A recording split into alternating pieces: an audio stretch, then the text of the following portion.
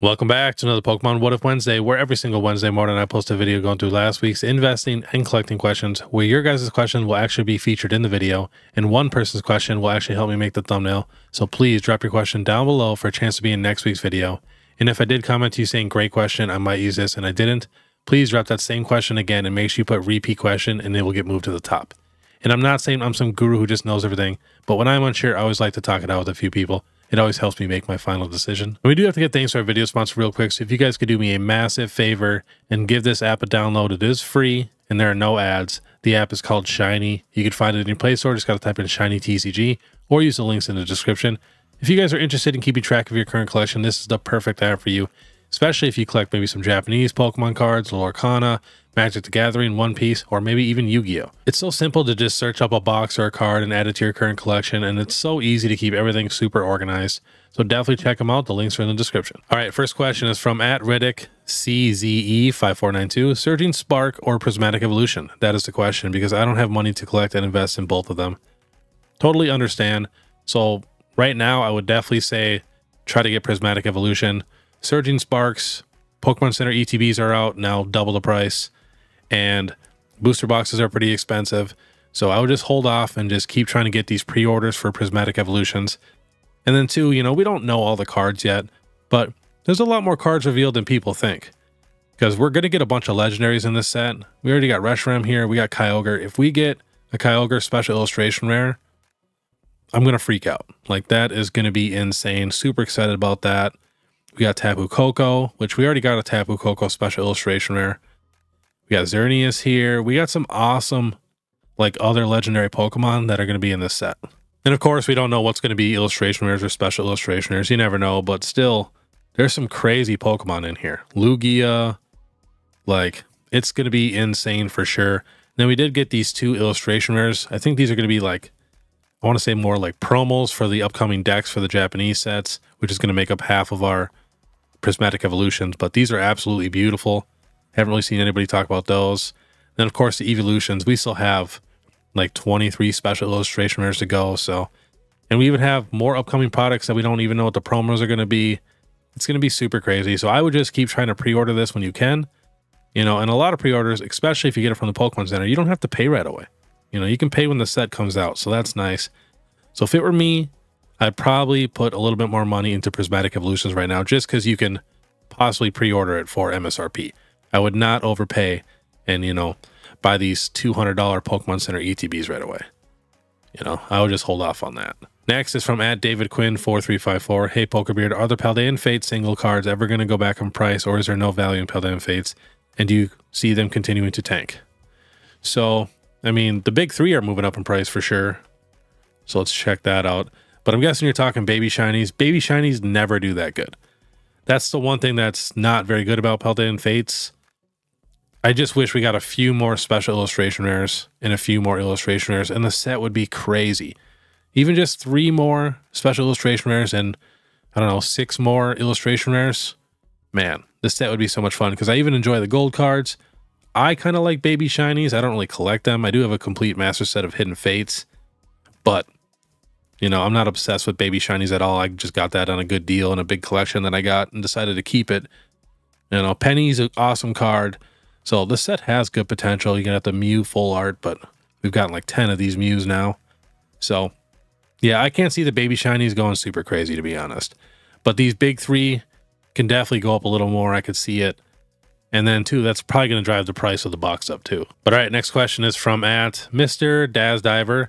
Hey, Pokebeard, just joined and I love your content. Question: I had a Giratina V-Star from Crown Zenith graded a while back with BGS, and it came back a 10 gold. 0.5 off from centering. Do you think it's worth keeping as is, or sell and buy an ungraded one and keep the cash difference? I don't know how this graded card will move in the future. So I looked, there's not a ton of those cards. In English, the Giratina in a gold Beckett 10, like, that's a pretty crazy card. And I mean, last sold $4.99, best offer accepted on October 4th. Like, I couldn't find a ton of sales. This might be the type of card you hold on to, just because it is so hard to get a gold Beckett 10 for English. But, you know, I understand it just depends on your situation. If you need money, that's a good amount of money. You know, if you could sell this thing for close to 500, let's say 450, whatever, you know, you could buy that Giratina for less than $100 raw, got it for your collection, and now you got a few extra $100. So it really depends on your situation. If it were me, I'd hold on to it, but I also kind of keep everything. So it doesn't really help you too much. All right, next is from at AKJC7BE. I have a PSA 10 Charizard EX from 151. Do you think the 151 cards will go on another run? Should I sell or hold? So a lot of them are coming down in price right now. I just had a bunch of these on my Falling Friday. Last sold 650, 600, 620, 565, 620, 325. Oh, I guess that was in May. I hate when eBay throws a random old sale in there. But I could definitely see this card being $1,000 one day. Just not sure when, but I could see it leveling out right around $1,000. Now I could be totally wrong on that, and it could drop back down to 300. But I think there's a decent chance that this thing, you know, has another run a couple months from now or whenever, 6 months, a year from now. No idea when, but it's definitely possible. Next is from a member at GatorMerl. How do you organize your binders? I'm new to the hobby and have been picking up random cards I like from various sets and storing them in top loaders. However, I like the idea of keeping them in binders. Just curious if you had any thoughts on the best way to organize them, as I don't think I'll be picking up enough cards from each set to dedicate a full binder to each set. Your videos have been very helpful. Thank you for the great info multiple times a week. So this is a super good question. I've been waiting for somebody to ask this because I just seen an Instagram post of like some lady, you know, kind of flexing all of her binders because she had like 30, 40 binders. And I even asked her, I'm like, is it a one master set per binder? And she said, yeah, but most of them aren't complete. The amount of money she wasted on binders, she could have completed 3 sets. A lot of sets aren't massive to where you can fit multiple sets in them. So like for me, you know, I always mention try not to master set these new modern sets. You're going to waste a ton of money buying commons and uncommons and cards you may not really like. So like for my Sword and Shield binder, it has every single Sword and Shield alternate art in it. It has a complete celebration set because that was so easy to finish. It has all the amazing rares. It has the radiant rares. It has the trainer galleries. Like that's all in one binder. So I have the entire Sword and Shield era in one binder. I'm also not the biggest fan of top loader binders. They're just so big and heavy, and you know, you got to bring them a ton of places, and not the biggest fan of that. Plus they even cost a little more too. As long as you get a good binder with good sleeves, you are totally fine. But again, too, like for, let's say the Heart Gold, Soul Silver, and Call of Legends right here. I have all this in one binder. So, you know, the Call of Legends, I have all of the SL shiny cards, right? And then if you go back for the whole Heart Gold, Soul Silver era, I have every Prime card. And then I also have all the Legend cards. I have all these awesome energies that show Pokemon in there. And then I even have all the 4 Elf Lithograph cards with Unknown. So I have all that in one binder to where I have an entire era in one binder. It's one of my favorite things to do, and it's so awesome to flip through. You know, when you have an entire era, the best cards of that entire era in one binder, you know, I'd rather look through that than 10 binders of 10 separate master sets. So but yeah, hopefully that'll help you out a little bit. So I kind of just do it by era. Next is from at Atalix. Hi Beard. I'm FOMOing right now for the Gengar Vmax from Fusion Strikes. What would you suggest for getting one? Should I find cheap packs, wait, or go for it? Thank you for all of your work. I'd probably wait right now because it's going up in price like currently. So yeah, I'd probably hold off a little bit. You know, if you find a random Fusion Strike pack here and there, you could take a gamble, you know, as long as you're not spending even close to like $50 to $100. Just, I like to just get a random blister pack or booster pack every once in a while just to take a chance. Otherwise, you're just going to have to wait, to be honest. Because, I mean, it's going up right now. Probably level out, probably come back down in the future. We got so many awesome sets coming to where I think a lot of these cards are going to come down in price. So I might hold off a little bit. All right, next question is from at B. Vilson. Hey, brother, you're doing an awesome job, and I look forward to all your content. My question is, what is the set you talked about that will have the cards of the top 3 winners of the Pokemon Art Contest? That set is called Heatwave Arena. Comes out March 24th. It's going to have a Pikachu for Alligator and Toxtricity EX. They will come together inside a special 3 card promo pack. Next, at Starboy. Hey, Pokebeard, thanks for consistently being the GOAT Poketuber. Your content is a great part of my drives to work. Thank you. My question is, do you think the Japanese Versus series from 2001 would have long-term potential? It's a beyond gorgeous set and even features Karen's Umbreon, which in my opinion is the best Umbreon card ever. That PSA 10 is only $1,800. I feel that's kind of too cheap for a 24-year-old gym leader set, never released in English. Would love to hear your thoughts next Wednesday. So I'm a big fan of this set. I'm currently collecting this. I pretty much got her complete. There's some cards that I got that are pretty rough that I got to replace, but it is an awesome set. One of my all-time favorite sets. And I do think, like the next vintage boom we have, this set's just going to go crazy. And I also agree about Karen's Umbreon. Next is from the Singer Jew. Hey, Pokebeard, thoughts on UPC Tropicos Box? Those 3 promo cards look sick. So, I'm not the biggest fan of these new UPCs we got. I really wish they would have just stuck with the 151 formula. You know, illustration rare, special illustration rare, metal card. But the Tropicos is definitely better than the Greninja box for sure. But the Greninja is a GameStop exclusive. I wish they would have did the Tropicos as a GameStop exclusive, because then, in my opinion, that'd be a solid pickup. I would not buy any of these for $120. You will be able to find these no problem for 90 bucks. But I agree, the promos on this one blow the Greninjas out of the water. I do really like the Greninja box. Like, the box itself is sweet. So, yeah, it's just tough. I definitely would not pay $120 though, for sure. I might pick up one of each if I can find it for a good deal, maybe even cheaper than $90, just because I do like UPCs. And I technically have all the UPCs. So the collector in me just wants to keep getting them. I even really like the metal cards, and not a lot of people like the metal cards. But yeah, I just wish they'd stick to the 151 formula. Next is from @Angels Pokedex. Another awesome video. Hey, Pokebeard, I have about 75 loose Evolving Skies booster packs, not sleeved. I bought them at $5 to $6 a piece. Should I hold? I'd wait a little longer. Evolving Skies is going up right now. Booster boxes are moving, and the booster packs will probably be over 20 bucks here soon. So I would definitely hold a little bit longer for sure. And in my opinion, Evolving Skies is just a hold, period. Like, this set is going to be so expensive in the future, like 5-10 years from now. So, you know, you have 75. You could maybe sell 25 of them, you know, once this hits $20 a pack. But then even think about that. If you paid, you know, $5-6 bucks a pack, after shipping and fees, you're really only making like $10 a pack.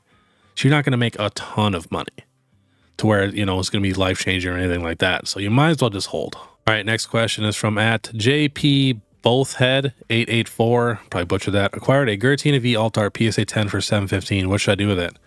Well, you should celebrate because it's going up in price right now. Last sold $1,025 and $1,261.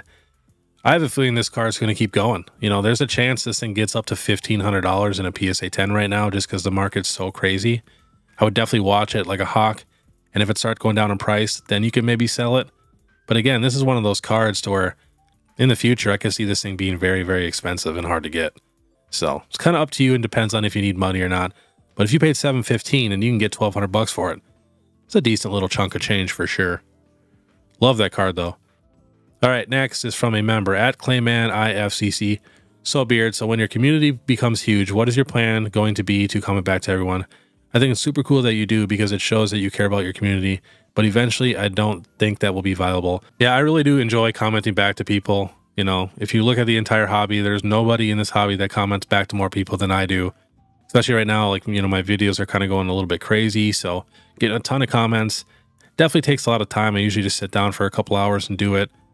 But I mean, if the videos keep going more crazy and we keep getting more comments, I'm definitely going to miss some comments, but I'm still going to always try to comment back to as many people as I can. But I will definitely probably start missing some comments for sure because there's just so many. And then people comment on older videos too that I don't really see. So, all right, next question is from @Pokemon24. With all the hype in the hobby right now and the landscape of the current market, are there actually any bad plays? Seems like no matter what we buy at the moment at MSRP, there is money to be made regardless of the actual set. Yeah, go look at Walmart and just see what's sitting there. Don't buy that stuff. There's a lot of pretty crappy collection boxes out there right now and overpriced ETBs. You know, don't be buying $50 Scarlet and Violet era ETBs at Walmart unless they are like, you know, 151 or Prismatic Evolutions. So, and you can definitely overpay on a ton of stuff. Just got to be smart and stick to the best products. If you're doing booster boxes and Pokemon Center ETBs, you're doing it right. Same with even booster bundles too. Next is from @SamScody263. Do you think that with all the craze around the new sets and everyone being pressured into pre-ordering to secure what they want from the set, months out in the case of Prismatic Evolutions that the Pokemon Center is a best bet as stores cancel orders, and Pokey said himself that a lot of stores use their pre-order money and rely on new sales to get the product when it comes due. If the hype train dies or people can't afford to pre-order in a few months or a year, I could see some serious problems arising. Thank you for the content. Yeah, Pokemon Center is where it's at. You know, if you can pre-order from there, you don't even have to pay for it right away. It's a no-brainer for sure. You know, I always go Pokemon Center first, to be honest, if I'm doing pre-orders on a set. Next is from at Andy Nugent 4832. What is a good card from Scarlet and Violet to invest in under 1,000 in a PSA 10? Also, what is your opinion on Lugia V Altar PSA 10? I picked up one for 330 recently. Will it go up? So for the Scarlet and Violet era, I think the Zapdos is the most underrated card in the entire era. And I do like the Lugia V in a PSA 10 at 330. It's not terrible. I could see it being a $500 card maybe, but it's tough with that one. We had those tins that had guaranteed hits in the Silver Tempest packs to where they were pulling Lugias left and right. Next is from at SpaceOut16. Hey Beard, do you think there's any chance Pokemon ever does a set with all full art cards? I don't mean to offend anyone, but most of the half art cards don't do it for me. It seems like that's where they are going with the most popular sets, Crown Zenith with the Galarian Gallery, and all the top modern singles being full art style. It would be nice to have a set with no bulk. Yeah, you know, I kind of agree. That would be super crazy, but if that happens, it kind of makes the cards feel less special if every card, you know, is a full art, then full arts are now more kind of like regular holos. So it's kind of good that they have the regular holos. It makes the other cards feel a lot more special. But I get what you're saying. You know, most people don't like the regular holos. Next is from at NSX Lover. For someone with not much space available to invest in a sealed product, would you recommend to stick to singles and graded cards? Yeah, otherwise maybe booster bundles. You know, even sleeve boosters. You can store a lot of sleeve boosters in a pretty small box. Like, I'm sure you could fit almost 100 of them in a shoebox. Like, you can fit a ton of those. And then same with booster bundles too. They're pretty small. You can stack those up. But otherwise, yeah, singles and graded cards. Just know those investment-wise are not going to do as good as sealed product. So definitely maybe try to get yourself some smaller sealed products for sure. Next is from at Alexander Lund 8349. Do you think we will ever get Evolution collection boxes like we did at the end of Evolving Skies with Prismatic Evolutions being released? That'd be crazy. If we got even boxes similar to that, that would be awesome. You know, maybe some illustration rares or even special illustration rares in the box. That'd be sweet. I don't know if we will, but I know we do have some awesome products coming that they really haven't announced what's in them yet. So next is from @FriendLB. Has there been a set that is hyped on release and it does not increase as anticipated? Could there be a future where 151, Surging, Twilight, etc. investments do not get the gains people thought they would? So there's technically always a chance of that. That's why I always say buy at the bottom and do not overpay. If you buy at the bottom, you really never have to worry about losing a ton of money at all or even losing at all. And there has been a set, it's called Vivid Voltage, and I keep seeing people make this example of, you know, Surging reminds them of Vivid. It's a terrible example. The reason Vivid tanks so bad is because it was the best set in the Sword and Shield era, but very, very early in the Sword and Shield era. And then we got alternate arts. So, of course, you know, Vivid Voltage was, I think, like 170 a booster box when it came out or something like that. And then, of course, it's going to drop down once we got a whole new type of card that made all the other sets just look like crap. Now, for Surging Sparks in the Scarlet and Violet era, we're already pretty far into the Scarlet and Violet era, and we already know Surging Sparks is one of the best sets, like just by looking at the set and variety-wise and chase-wise, to where, you know, that's not going to happen to Surging Sparks. And we're also not getting like a brand new, you know, gimmick that's going to blow special illustration rares out of the water. So special illustration rares are the new gimmick. So I totally think that example is terrible. But yeah, there has been a few sets, you know, that get hyped up and come down. But yeah, that's why I always say, though, buy at the bottom and you do not have to worry.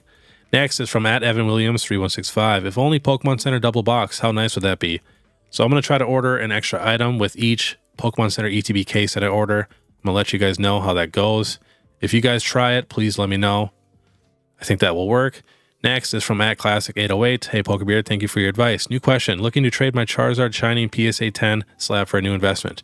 Would you invest in Lugia Silver Tempest or Charizard Billion Stars? Thanks again. So they were about the same price for a while. I think Charizard's going up right now, but I think the Charizard is the most underrated card in the entire Sword and Shield era.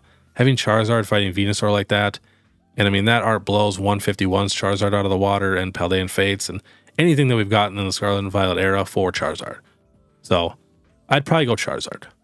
Next is from @Hunter Bartush 1422. Love watching your videos and I really learned a lot because of it. Here's my first question ever for you. What is better to invest in, modern Japanese PSA 10s or English PSA 10s?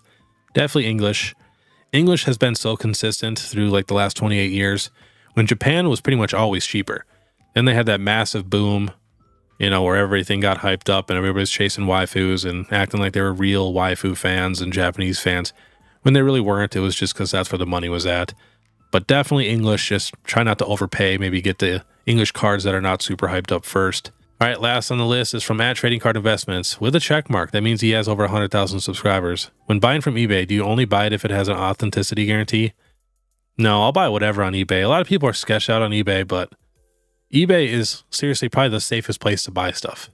And the customer service and like management always pretty much sides with the buyer. They pretty much will always get you your money back. So I never really super worry. I just, check the cards and make sure the seller is somewhat decent. But if it's a good card for a good deal, I'll take the risk, because if it is fake, I know I'm getting my money back. I've been selling on eBay for, I don't know, like 10 years or something like that, and been buying even longer. So yeah, you don't have to worry with eBay. It's definitely super, super legit. But all right, that was today's Pokemon What If Wednesday. Like I said before, if you guys have any questions, please drop them down below for a chance to be in next week's video. And then too, if you guys want to know when like 151 comes back in stock, or Prismatic Evolutions, or Pokemon Center ETBs, please hop over to my Instagram and give me a follow there. I would really appreciate that. Or if you want to support even more, you can now join my membership. It's only 99 cents a month, and I also post it there. But all right, I want you guys to have a great day. And if you want to watch my last Pokemon Market Monday, where it's a massive one, the market is going crazy, click this video here. Otherwise, we'll see you next time.